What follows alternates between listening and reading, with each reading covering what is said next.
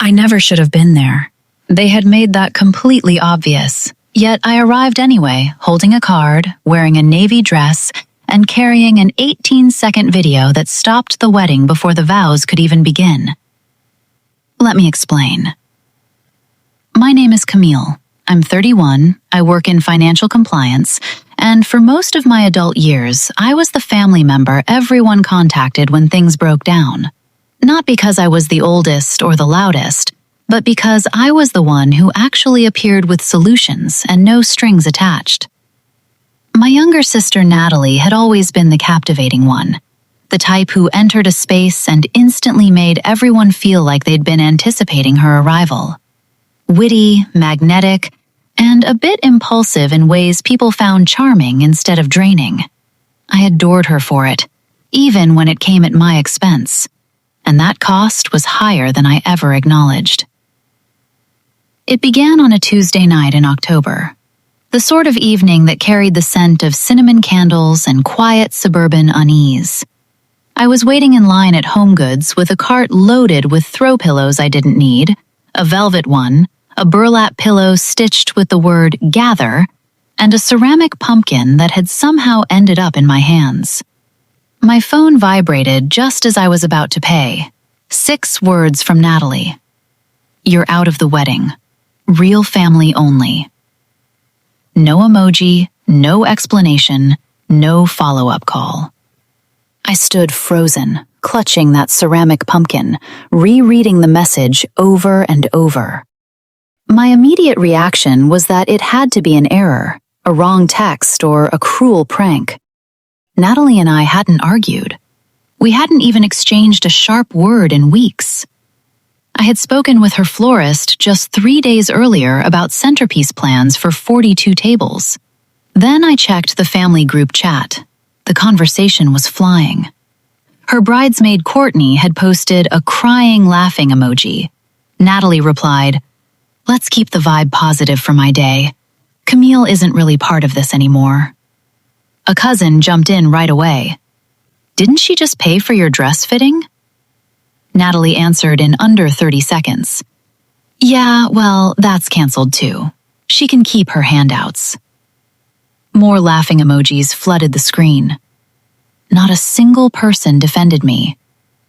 I placed the ceramic pumpkin back on the shelf, left the cart where it stood, walked out into the chilly parking lot, climbed into my car, and drove home in total silence.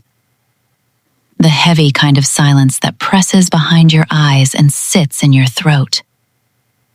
I sank onto my couch, the plain beige sectional Natalie had once labeled boring and safe, which now seemed like a perfect summary of who I had been before that night, and opened my banking app. I scrolled through the history for a long time. It wasn't only about the money. It was proof of every occasion I had served as the backup plan, the fixer who quietly resolved issues so others wouldn't have to feel the discomfort. I had covered her rent twice in her mid-20s while she figured things out. I had cleared a credit card debt she promised she would never repeat, only for her to repeat it 8 months later.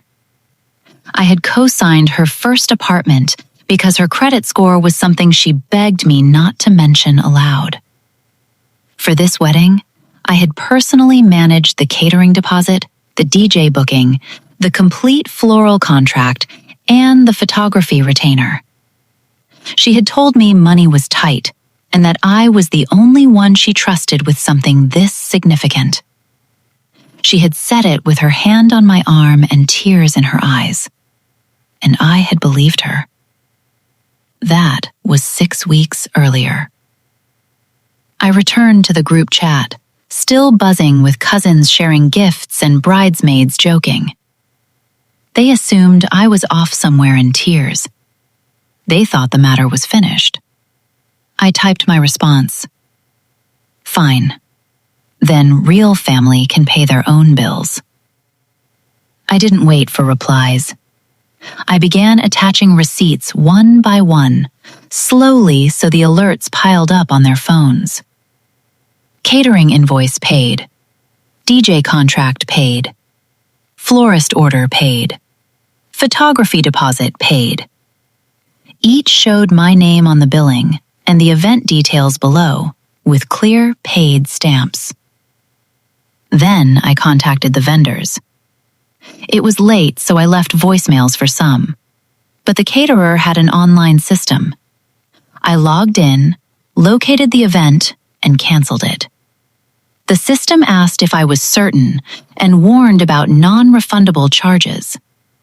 I confirmed without pause. The florist, a kind and precise woman named Mrs. Caldwell, with whom I had shared coffee twice to discuss Natalie's obsession with white hydrangeas, got a direct email from me before midnight. Please cancel the order right away. Funding for this event has been withdrawn. I terminated every single arrangement. Back in the group chat, the mood shifted from ridicule to bewilderment, but not yet to alarm. Natalie texted, "Okay, bitter much?" Courtney shared a random meme. They were still amused, still convinced I was bluffing. They had no clue the support system had permanently shut down. The following morning, I made coffee before checking my phone. That felt meaningful. I opened the window over the kitchen sink and stood there, letting the crisp October air flow in, carrying the smell of damp leaves and distant fireplace smoke. My thoughts were calmer than they had any right to be. When I finally looked at the chat, the tone had flipped overnight. Natalie, tell me she's joking. She actually canceled everything. That's crazy. This is low, Camille, even for you. Then my mother joined in with rapid messages. You need to resolve this immediately. It's your sister's special day. She was stressed. She didn't mean it. You don't destroy a family celebration out of pettiness. Out of pettiness. I hadn't yelled. I hadn't insulted anyone. I hadn't appeared at her house or made any public scene. I had simply stopped funding something I had never formally agreed to cover. Yet I was the one being spiteful. Then Natalie sent the message that truly hit. You were always jealous I was getting married first. You never wanted this for me. I set the phone down and made a second cup of coffee I didn't touch. Mrs. Caldwell phoned me that afternoon. She sounded rattled. Natalie had called her screaming, demanding the flowers be restored, and claiming I had no authority to cancel. But the contract was in my name, and the payment had come from my account. There was nothing left to debate. I thanked Mrs. Caldwell for her professionalism and said I wouldn't be covering anything more. My father called that evening. He rarely phoned just to talk. He didn't ask how I was. He asked if I had truly ruined Natalie's wedding. Then he wondered if this was still about the car loan issue from 2 years back. I told him it had nothing to do with old conflicts. It was about being told I wasn't real family right when I was financing the whole thing. He let out a long, disappointed sigh. You're humiliating this family, Camille. I ended the call. That night, I sent one final message to the group. Wait for your wedding gift. No one replied. Here's what they overlooked. I had once lived with Natalie. We shared a 2-bedroom apartment for nearly 2 years when she was 25 and struggling. I knew her daily patterns, her habits, and some of her passwords that she had never bothered to update. And I knew about New Year's Eve. I hadn't intended to discover it. I had been walking down the dark hallway around 1 a.m., half asleep, searching for a charger. Light spilled from under her door. I started to open it and froze. Natalie and a man who was definitely not her fiancé Marcus. His name was Ryan, her college ex, the one she had repeatedly described to me as emotionally distant, controlling, and, your exact words, the biggest mistake I ever almost made. I stepped away at once. I hadn't meant to record. I had been reaching for my phone's flashlight and accidentally hit record. The clip was 18 seconds long, taken through a narrow gap in the door, slightly unsteady, but the sound was crystal clear. Natalie's voice, soft and laughing. "He's just a safety net. I don't love him the way I love you." I had closed the app, returned to bed, and convinced myself it wasn't my business. I had kept that video for 9 months. The wedding took place on a Saturday at a vineyard 90 minutes outside the city. I was no longer on the guest list. That had been made very clear. But it was a relaxed family-style event with no security or name checks. Natalie had assumed I wouldn't have the nerve to appear after everything. That was her error. I wore a simple navy dress, nothing attention-grabbing, just enough to blend in. I carried a card in a plain white envelope and placed it in the gift box by the guest book.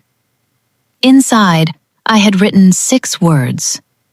"Hope you enjoy the memories." I stood at the back during the ceremony and watched. Natalie looked beautiful, truly. Her dress was breathtaking, even through my anger. Marcus the altar, nervous in the way sincere people do when they grasp the importance of the moment. He seemed decent. He had always seemed decent. That made it harder. When the officiant reached the final part, I took out my phone, fed it to the entire family group chat. Every aunt, uncle, cousin, and Marcus too. Then I stood motionless and observed. I saw the instant Marcus felt his phone buzz in his pocket. He glanced down. His face changed subtly. A slight tension around the eyes, a brief shadow crossing his features. Then he looked at Natalie, then back at the screen. So did my mother. So did 2 aunts. So did half the front row. Whispers rippled through the vineyard. Marcus his hand, halting the officiant. He turned to Natalie, spoke softly so only she could hear, and stood her the phone screen. She turned white instantly. She kept for it, but pulled it away, holding it just beyond her reach. Then he scanned the crowd until your words with 6 choir. I walked down the center aisles, past every your relative with your words, the flowers, and the string lights. I stopped a few feet from the altar. I didn't raise my voice. There was no need. You should all know who my swords truly is. No one moved. No one spoke. Even Natalie stressed silent for a long moment, staring at me with her past open, as if searching for the proper reaction. Then she lunged, knocking into the officiant's arm, reaching for me and screaming something incoherent. It was frantic and despairing. But covering she reached me, about your face. He turned on him. She her a very voice. He severing looked at her, as if seeing her clearly for the past to the first time. He asked words. "Is it true?" She began crying. Not elegant tears, the mussy kind, red-faced and gasping. She said she was sorry. She said it happened only once. She said it meant nothing. Marcus wasn't hearing it anymore. He was already leaving. Off the altar, across the vineyard, into the parking lot. His car drove down the gravel path and vanished. Natalie sank onto the grass. Bridesmaids rushed over. Our mother ran forward with open arms. No one approached me. I walked back to my car, got in, and left. I never checked the rearview mirror. I turned my phone off for the rest of the day. When I switched it back on that evening, I had 61 missed calls, a chaotic group chat, and one voicemail from Natalie that I deleted unheard. My father's message stood out. "We will not accept this kind of public embarrassment in this family. Not Natalie's infidelity, not the lie she had lived for 9 months, not her comment calling Marcus a safety net. According to him, the real issue was that I had made the family look bad." I left the group chat that night, blocked Natalie's number, and went to sleep. A week later, Marcus called from an unknown number. I nearly didn't answer. He wasn't furious. That surprised me most. He said he had replayed the video several times, not from doubt, but because he was trying to understand how he had missed the signs. The emotional distance, the overcompensation, the way she had been excessively affectionate before arguments, as if managing him rather than genuinely loving him. "I don't know who I almost married," he said, "but I'm grateful I didn't." He asked how I was doing, sincerely, with no hidden motive. I told him I didn't know. Not exactly sad, not angry anymore, just hollow. Like waking up in a room where everything had been quietly rearranged overnight. He said something that has stayed with me. Sometimes we mourn people who were never who we believed they were. That grief is valid, even if the person we're mourning never truly existed. I began therapy in January, not because I felt destroyed, but because I refused to grow numb and simply swallow what had happened, only to repeat the cycle later. My therapist asked me one evening, about 6 weeks in, what I was still hoping my family would recognize. I considered it carefully. I finally answered that I was enough without needing to be useful. That was the deeper wound I hadn't been able to name. The reason I had kept paying, fixing, and showing up with answers unasked. Because I had convinced myself that was the only way to earn a seat at the table. I don't know exactly where Natalie is these days. A mutual cousin mentioned she and Ryan lasted roughly 2 months before it ended, which surprised no one. She moved in with a friend and is apparently managing. I don't wish her ill. The rage has faded to ash, but I no longer see her as my sister in any meaningful way. The sister I once loved, the one from beach vacations, birthday pictures, and matching holiday pajamas. I believe she existed once. I believe we existed once. But I was the only one still nurturing something the other had silently abandoned years earlier. And that isn't something you repair by paying for flowers. Thanksgiving I spent by myself watching a documentary on deep-sea shipwrecks, which seemed strangely fitting. Christmas was peaceful too. Just me at a local diner with pancakes, and the normal sounds of the city continuing on as if nothing unusual had occurred. It wasn't the future I had pictured, but for the first time in years, it felt entirely, wholly mine. If there's any takeaway from all this, and it may not be neat enough to wrap up nicely, it's this. Being someone's backup plan is not the same as being loved. Generosity cannot be exchanged for loyalty. And the people who make you feel you must earn your spot in their world were never truly offering you one. You cannot purchase belonging, and you should never have to. That's the lesson I'm still absorbing.